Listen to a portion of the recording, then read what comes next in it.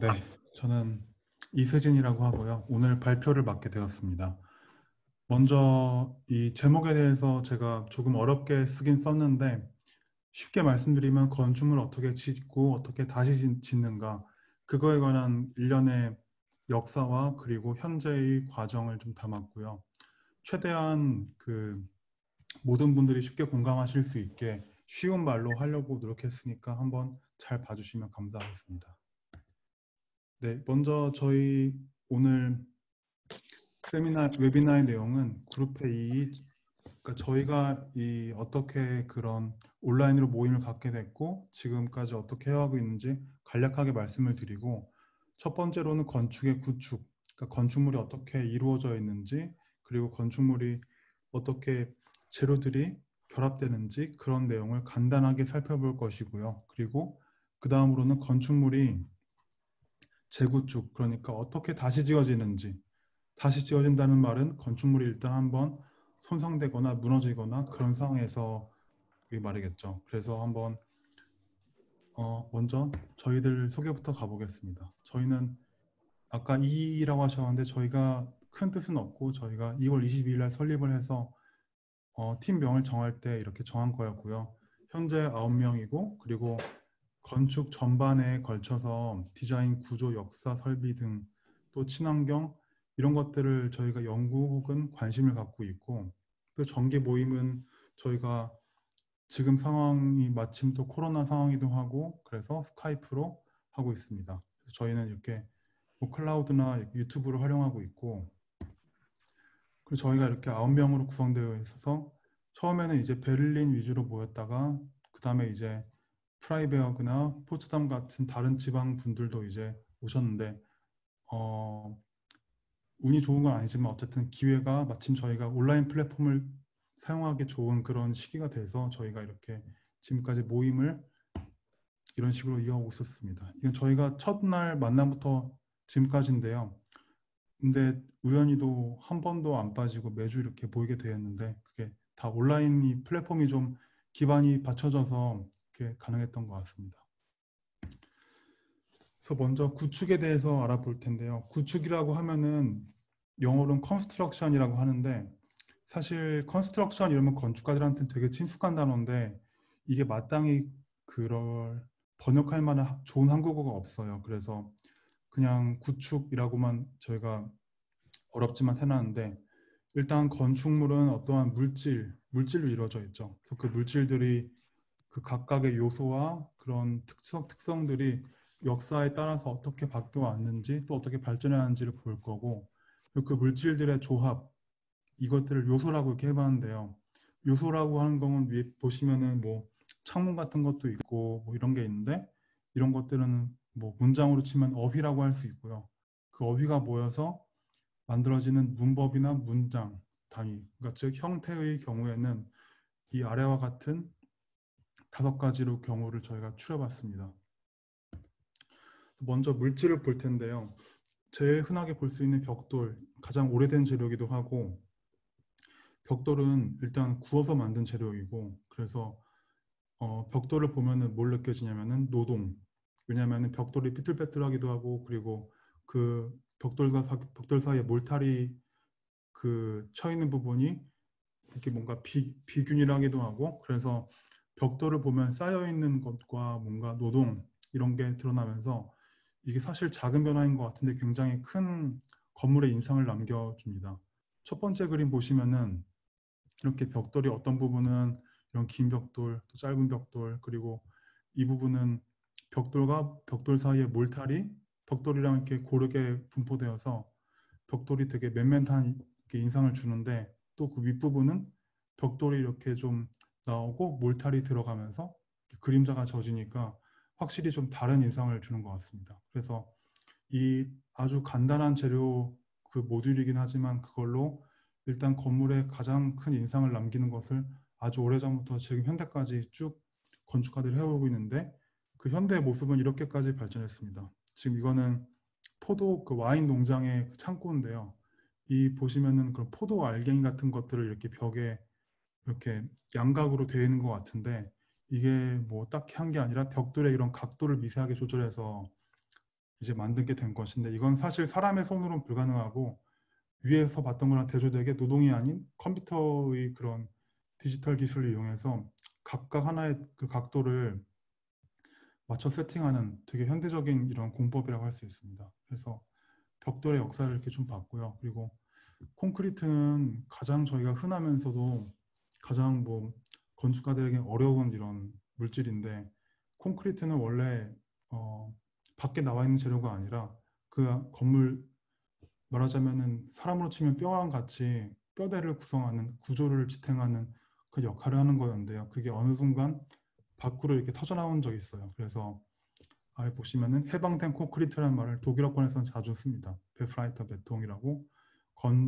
콘크리트가 이렇게 밖으로 나오기도 하고 혹은 콘크리트를 만들 때 이렇게 거푸집을 만들어서 그거를 오랫동안 양상을 시키면은 그 인고의 시간을 지나면은 딱 떼내는 순간.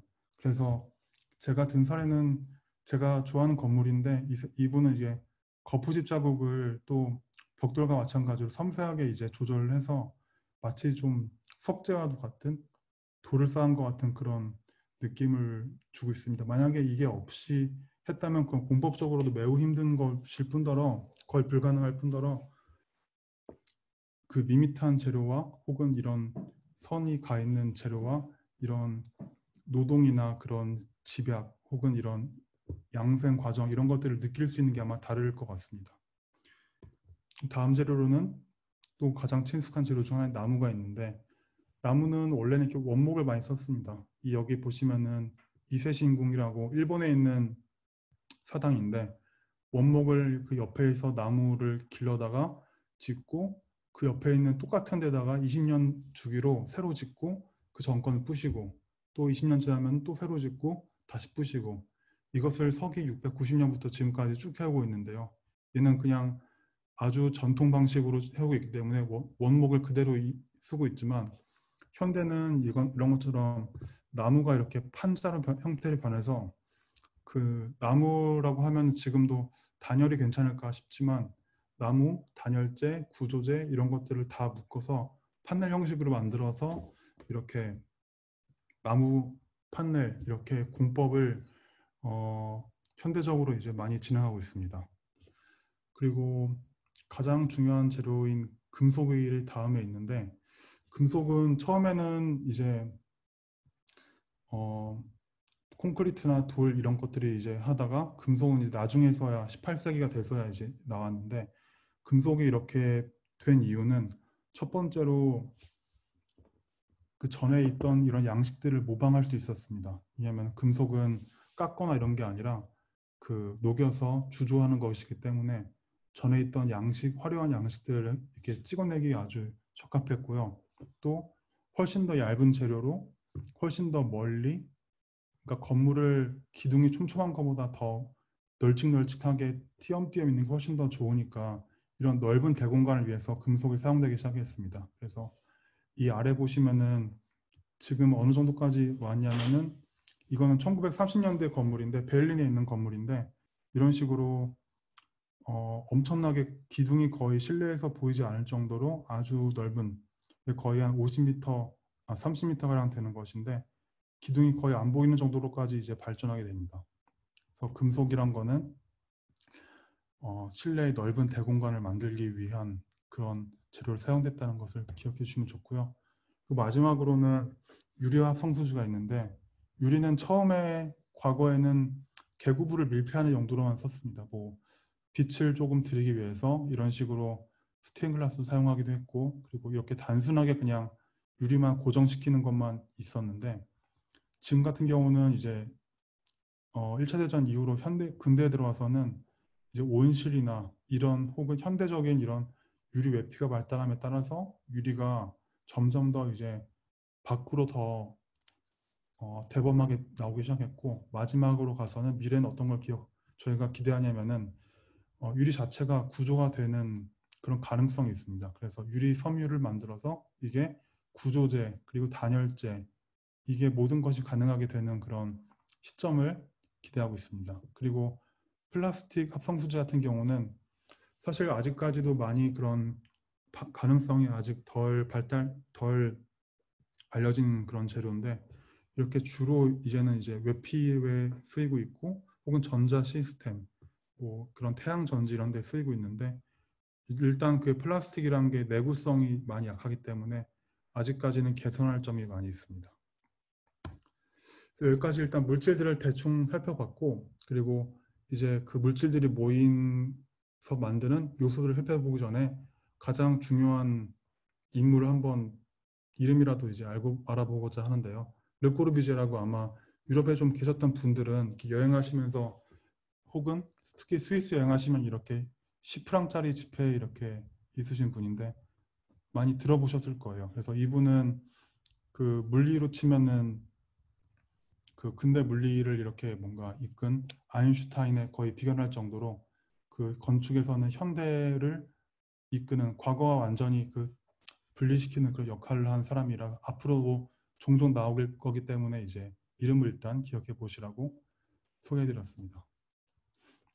그래서 처음으로는 벽이란 그런 거에 대해서 말해 볼 텐데 벽은 뭐 옛날부터도 많이 있었죠. 근데 벽이 건물 바깥으로 가는 경우를 외벽 혹은 파사드라고 그러는데 이거의 중요한 거는 빛을 많이 그 실내로 끌어들이려면은 벽을 잘게 잘게 쪼개서야 됐어요. 그래서 이런 파리엔 성당 같이 이렇게 잘게 잘게 쪼갠 시기를 고딕 시기라고 그러고 이때는 그 기둥 간의 간격이 매우 좁았죠. 그래서 이런 그 위아래로 긴 수직적인 창으로 이제 빛을 끌어들이기 시작했고 지금 근대에 와서는 바우하우스 이 건물 보면 그래도 훨씬 더 이런 벽을 더 투명하게 잘 사용하려고 했죠.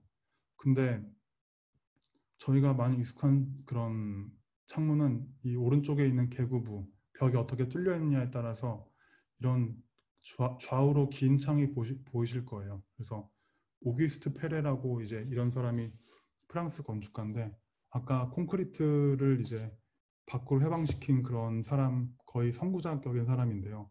이 사람이 한 말이 이 시대에 르꼬르비제가 찾는 새로운 건축의 시대를 열었다. 이들은 전혀 새로운 기술로 전통은 저 언덕 너머로 던져버렸다. 이렇게 말하면서 이 꼬르비제에 대해서 엄청나게 많이 칭찬을 해요. 그 이유가 뭐냐면은 처음으로 이렇게 좌우로 긴 창문을 냈거든요. 원래는 이렇게 벽을 쪼개서 그 사이에 아슬아슬하게 빛이 투과한 거를 이렇게 대범하게 이제 할 수 있었고 그래서 이걸 띠창이라고 하고 또 다른 계구부 요소로서는 오른쪽에 보시면 구멍과 같은 요소가 있어요. 이거는 스위스의 한 산골에 있는 집인데 이런 거 같은 경우는 주로 기후의 영향이 큰데 이렇게 구멍이 난 것처럼 보이는 이유는 벽이 두껍기 때문에 그 벽을 길게 이렇게 깊게 뚫고 이러느라고 이제 또 그리고 최대한 작은 면적을 뚫고 이러느라고 이제 구멍처럼 보이는 이런 창문이 있고 이제 아래쪽에 틈으로 와서는 현대적인 이런 어, 장식이랄까 현대적인 무늬로 발전된 경우라고 할 수 있어요. 그래서 마치 바코드 같이 이렇게 랜덤하게 있는 무늬를 위한 창문이라서 실질적으로 실내에서 뭔가 이렇게 큰 의미는 없다고 할 수 있는데 반면에 오른쪽에 있는 액자형 같은 경우는 특수한 경우에 따른 건데 만약에 창밖의 경치가 매우 좋다. 그러면 이런 식으로 그 원하는 구도와 원하는 위치에 맞춰 가지고 창문을 내게 되면 이렇게 한 폭의 그림과 같은 그런 창문을 또 낼 수 있죠. 그래서 계구부가 이렇게 다양하게 있고요. 그리고 다음으로 저희가 말하는 천장과 바닥. 근데 사실 제 생각엔 우리나라 말로 이 정확한 독일어로는 데케, 영어로는 슬래브라고 그러는데 그 적당하게 맞는 요소가 별로 없는 것 같아요. 왜냐하면은 제가 추측하기로는 한국은 아직 전통 시대의 그런 곧 다층 건물이 아니라 단층 건물이기 때문에 그게 없나 싶은데 어쨌든 바닥판 이런 식으로 이제 이미지를 잡고 가시면 되는데 이 바닥판에는 지금 저희가 필요한 뭐 전기 시설 뭐 그리고 환기 시설, 조명 시설 이런 모든 시설들 혹은 또 그 하수 상수도 이런 수돗물 파이프까지 다 이제 있고요. 그래서 거기서 이제 요즘에는 화재 정보, 소음 저감, 스피커, 스프링클러 등을 모두 포함하는 그 시스템들을 그 바닥에다가 다 이제 감춰놨습니다. 근데 이 바닥을 단순히 그냥 만들어 놓기만 하면은 이 바닥에 대한 표현을 이제 하고 싶은 욕구가 생길 텐데요. 그래서 가장 왼쪽에 있는 프랑스를 이용해 있는 건물 같은 경우는 바닥판을 아예 드러내놓고 이게 바닥이다 하고 바깥에까지 이렇게 바닥을 연장을 시켰습니다. 이러면 조금 뭔가 느낌이 더 전통적이고 좀 더 고전적인 느낌이 좀 들고요. 가장 일반적인 경우는 요즘에 많이 사무실 건물에 보이는 중간 건물, 취리에 있는 건물인데 이렇게 면은 이렇게 고르게 했는데 어디가 바닥판인지는 알 것만 같은, 그래서 창문과 그 창문이 아닌 그런 어두운 부분이 이렇게 교차하면서 바닥이 보이는데 이렇게 바닥이 보이게 두꺼운 이유는 이 안에 그 말씀드린 다양한 설비가 있어서 이렇게 두껍게 바닥이 보이고요. 그리고 세 번째 그림 같은 경우는 아예 무엇도 보여주기 싫은 경우가 있어요. 그래서 이것은 뭐 의도적으로 건물이 몇 층인지 알기 힘들게, 이 가장 오른쪽 건물도 이런 갤러리 건물인데 갤러리 같은 경우는 보통 한 층에 이런 높이가 사무실과 같은 경우는 얼마 정도 되겠다 감이 오는데 그런 식으로 이제 감이 오지 않는 그런 건물이기 때문에 이렇게 다양한 패턴과 이렇게 어떤 식으로 규칙을 알 수 없게 이렇게 만들어서 이렇게 건물을 이렇게 하나의 덩어리처럼 보이게 하는 경우도 있습니다. 그리고 지붕은 집의 가장 대표적인 형상을 만드는데 지붕은 제 은사님이 말씀하시기로는 이 모든 건축사에서 가장 중요한 발전이 기와다 이렇게 말씀하신 적이 있어요. 왜냐하면 그래야지 빗물이나 이런 바람으로부터 집을 영구히, 그러니까 반영구히 보존할 수 있게 하기 때문에 그런데요. 첫 번째 그림 같은 경우는 지붕은 먼저 가장 오래전에 기와가 발전되기 전에 초가집이나 혹은 돌판을 깔아서 이제 했었어요. 근데 이 건축가 맨조랍이라는 건축가의 두 작품 보면은 위에 거는 초가집이고 밑에 거는 돌판집입니다. 그래서 근데 이것은 현대적인 형태로 이제 각색을 해서 위에 거 같은 경우는 지푸라기 말하자면 초가집인데 초가집 같지 않게 이렇게 만들었고 밑에 거도 돌판인데 돌판을 하나의 이런 고래 모양의 형상을 만들어서 이렇게 아름다운 집의 이미지를 만들어냈다고 볼 수 있습니다. 그래서 이제 요소들이 그 각각 모여서 건물을 이제 어떤 식으로 발전이 되고 그리고 도시가 되는지를 보자면 크게 두 가지 형태의 건물이 있다고 볼 수 있어요. 하나는 중정형 건물인데요.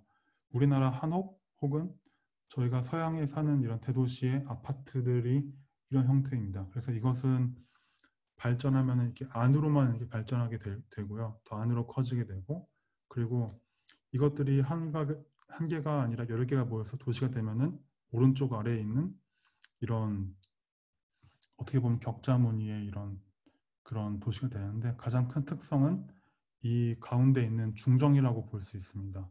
이 바깥에 좀 시끄러운 도시랑은 달리 이 안쪽은 굉장히 프라이빗한 그런 중정이 왼쪽 사진처럼 이렇게 보이고요. 반대로 이렇게 바깥으로 뻗어나는 건물도 있겠죠. 이걸 이제 베란다형 건물 이렇게 말하기도 하는데 확장될 때는 바깥으로 확장이 됩니다. 그래서 가장 대표적으로는 미국이 이제 거의 모든 도시가 이렇게 발전을 했고요. 그래서 오른쪽 아래 사진 보시면은 이런 집이 있고 그리고 집 밖에 그리고 마당 혹은 그런 공지가 있고 그 다음에 길가로 가는 아까처럼 건물에서 바로 길가로 나오지 않는 그런 특성이 있습니다. 그래서 이 두 가지는 이제 앞에 거는 형태적으로 봤다면은 그 두 번째는 이제 구조적으로 이제 어떻게 다른가 봤는데 두 가지 병렬적으로 발전한 양식이 있습니다. 한 개는 벽체식 구조, 또 한 개는 프레임식 구조가 있는데 벽체식 구조 같은 경우는 이렇게 보시기에 우리나라 아파트에도 이런 경우가 많죠. 그래서 벽으로 이제 둘러싸여 있어서 각각 위쪽에 도면 보시면은 모든 집들을 다 벽들이 나누는, 그래서 저희 한국의 아파트에서도 많이 볼 수 있는 그런 형식이고요. 그런데 오른쪽에 있는 프레임식 구조는 반대로 뼈다귀 형식 같이 이렇게 만든 집입니다. 그래서 벽 채식보다는 효율성은 좀 떨어지지만 장점은 이 왼쪽에 있는 그 스미스 하우스 같은 경우는 이런 굉장히 경사진 그런 땅에 이렇게 그 프레임마다 다 다른 길이로 하면은 훨씬 더 집의 수평을 맞추기 쉽겠죠. 그래서 이런 특히 경사지에 많이 지어졌고요. 여기서 좀 더 발전하게 되면은 도미노 구조라고 나오는데 이게 어떻게 된 거냐면은 기둥이 이 전면에서 후퇴했다고 생각하시면 됩니다. 그래서 그러면은 이 단순한 움직임이 아주 큰 건축적인 걸 이끌어내는데 그러면은 원래는 이런 기둥에 맞춰가지고 아까 보시면은 중세 성당, 고딕 성당을 보시면은 기둥이 곧 건물의 건물의 외벽이었는데 이것은 그것에서부터 완전히 자유로워져서 오른쪽에 위에 있는 집처럼 이렇게 완전히 일자로 쭉 뚫린 창문까지 가능하게 되고 그리고 더 발전하게 되면은 그 기둥이랑 이런 벽이랑 완전히 상관없이 자유로운 벽이 지나가면서 기둥은 또 기둥 나름대로 자유롭게 이렇게 있고 이런 식으로까지 이제 발전하게 됩니다. 그래서 아까 이것을 만든 사람이 아까 제가 소개드렸던 르꼬르뷰제인데 그 사람이 전쟁 후에 이제 파괴된 건물들을 이런 식으로 다시 복구하자. 이게 가장 손쉽고 가장 현대적인 방식이다. 이런 식으로 제안을 했습니다. 방금 말씀드린 것처럼 이제 건물들이 영원한 게 아니라 전쟁이나 아니면 어떤 사고 혹은 풍화작용, 자연스러운 풍화작용에 의해서 파괴되는 경우가 굉장히 많습니다. 그래서 특히 유럽 같은 경우가 이제 2차 대전을 겪어서 이런 파괴된 건물들이 많았는데 그런데 이제 이 파괴된 건물들에 대해서 한 4가지 정도의 입장을 정리해 볼 수 있을 것 같은데요. 첫 번째로는 이 건물들을 그냥 그대로 유지하자. 이렇게 로마에 가시면 이런 건물들이 많죠. 혹은 건물들을 그래도 고쳐 써야 되지 않겠냐. 그러면은 현대적으로 이렇게 철도 넣고 유리도 넣고 현대적으로 재해석 및 보수를 하자 같은 게 두 번째가 있겠고요. 세 번째로는 아주 우리의 과거의 영광을 되살리기 위해서 옛날 형태 그대로 다시 재복원하자 이런 게 있겠고 네 번째 같은 경우는 특히 한국에 많이 이루어졌죠. 그 완전히 새롭게 모든 걸 다시 새롭게 시작하자 이런 게 있는데 각각의 한번 입장을 살펴보면은 먼저 현 상태 유지 및 보존을 하는 것은 유럽의 굉장히 보수적이고 전통적이고 가장 만연해 있던 입장인데요. 그 존 러스킨이라는 사람이 이제 이것에 대해서 가장 대표적인으로 주창했던 사람인데 건축 복원은 건물이 겪을 수 있는 최악의 파괴다라면서 아예 그런 복원의 어떤 행위도 자체도 거부를 했습니다. 그래서 건축물에 각각의 양식이 있는데 뭐 르네상스, 고딕 이런 양식들이 있는데 이건들은 그 당시의 시대를 증언해 주는 것이고 다시 말하면 이거는 그 시대 정신이고 이거는 그 바로 근본 정신이고 이게 바로 그 진정한 그런 특성, 즉 진정성이라고 불리는 그런 특성이다. 그래서 이것은 너무나도 그 대체될 수 없는 너무나도 가장 중요하고 숭고한 가치이기 때문에 건축유산에서 이거는 무조건 지켜져야 된다. 따라서 이 입장은 무엇이냐면은 건축 양식은 그러니까 건축 유산은 곧 물질이다.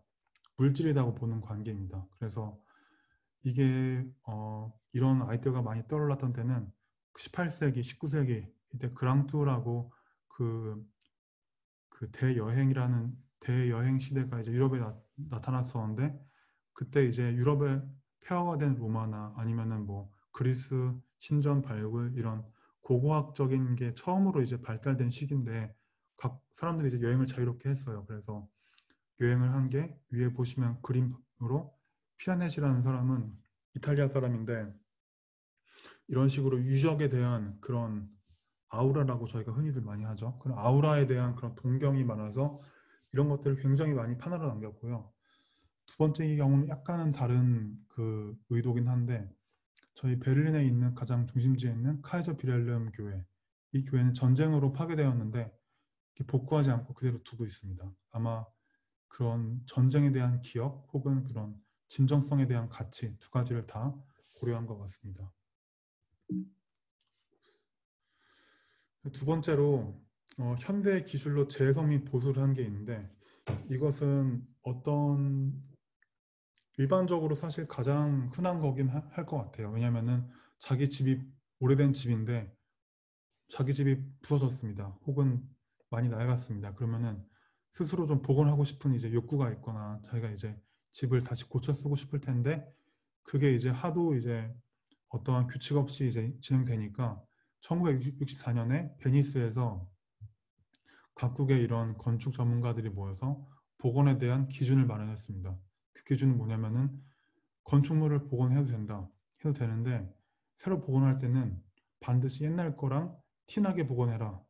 이겁니다. 그래서 옛날 거랑 너무 그렇게 똑같이 가짜같이 복원하면은 아까 앞서 말씀드린 진정성이 좀 훼손되겠죠.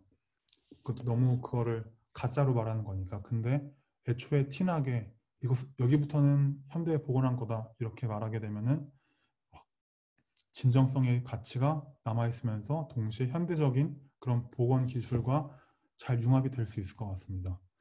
그래서 여기 지금 사례로 나온 것은 카스텔로 디 리볼리라는 이탈리아 튜링 지방에 있는 한 성이었는데 특이한 것은 이 왼쪽 아래에 보시면 도면에 이게 길다란 건물이 있는데요.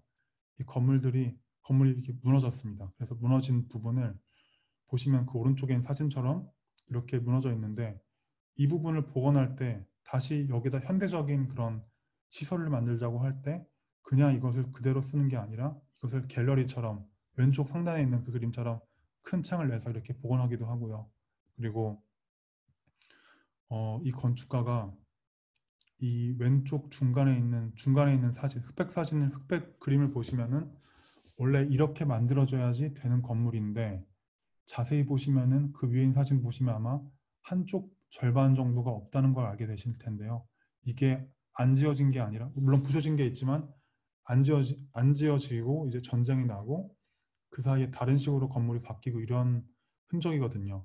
근데 이 복원할 때 다시 이런 옛날 도면을 찾아가지고 그러니까 앞서 말한 그 복원은 물질 자체만 이제 진정성이 있다. 근데 여기서는 좀 더 발전돼서 옛날에 있는 그 도면 자체도 그런 진정성이 있지 않을까? 옛날에 있는 원형 설계도 우리가 한번 그것을 잘 고려해서 복원할 때 이것을 따라서 좀 지어야 되지 않을까 해서 여기 사진에선 자세히 나오지 않았는데 이 바닥 쪽에 이 원형을 좀 다시 되새김질 해보려는 그런 시도가 있었습니다. 그래서 아까 목재할 때 말씀드린 20년마다 다시 지어지는 이세신궁 같은 경우에는 서양의 기준으로는 전혀 알 수 없는 건물이죠. 왜냐 그러면은 물질 자체가 진정성인데 이 사람들은 20년마다 새롭게 짓는다. 이러면 이 새롭게 지은 그 나무는 진정성이 없는 것인가? 그리고 한국의 이런 창경궁 같은 궁궐 보면은 저희가 왜 한옥 구조는 못을 안 쓰고 이렇게 다 나무끼리 결구 방식으로 이제 짜 맞췄다고 하잖아요. 그 가장 큰 이유 중에 하나는 나무 같은 경우는 비바람 맞으면 이제 썩고 혹은 금방 이제 바깥에 있는 기둥 같은 경우는 낡기 때문에 그것을 이렇게 잘 빼내서 새로운 걸로 교체하기 위함인데 그런 경우에는 이런 진정성이 없는 것인가 해서 이제 최근에 나오고 있는 이런 서양에서 물질 이외에도 진정성이 있지 않을까 이런 고민들이 있는 그런 프로젝트입니다. 그리고 세 번째로는 완전히 다시 짓는 그런 방법도 있겠는데요. 이 사례는 괴테하우스라고 프랑크푸르트 암마인에 있는 괴테하우스 지금 박물관으로 쓰이고 있는데 이 첫 번째 사진은 1749년 괴테의 탄생 당시에 이렇게 생긴 집이 약 6년 뒤에 그 괴테 부친의 그런 건물을 레노베이션하는 그 과정을 통해서 꽤 많이 외관이 이렇게 바뀌었습니다. 근데 전쟁 그 사이에 물론 소유자도 많이 바뀌고 좀 더 외관에 변형이 생겼는데 전쟁 중에 이제 폭격을 맞아서 거의 형태도 알아볼 수 없을 만큼 파괴됐는데 이제 전쟁 후 복구 과정에서 이것을 이제 소유한 그런 새로운 주인이 괴테하우스, 즉 괴테의 그런 어, 중요성을 떠나서 건물도 다시 복구하기를 이제 시작을 하는데요. 그래서 마지막 네 번째 사진 같은 경우 이렇게 과거의 모습 그대로 1950년 재현 복구 당시에 그대로 재현한 모습이 이렇게 나옵니다. 그래서 이제 아래 두 사진 보시면은 지금 이제 가서 볼 수 있는 그런 박물관이자 괴테가 살았던 당시를 이제 모습인데요. 이게 그러면은 저희는 뭐 어쨌든 물질에 이런 진정성이 있다고 하는데 여기에 과연 진정성이 있을 것인가? 가치가 있을까? 여기가 모르고 한 사람들은 괴테가 이렇게 살았구나 느낄 수 있지만 근데 이게 진짜일까?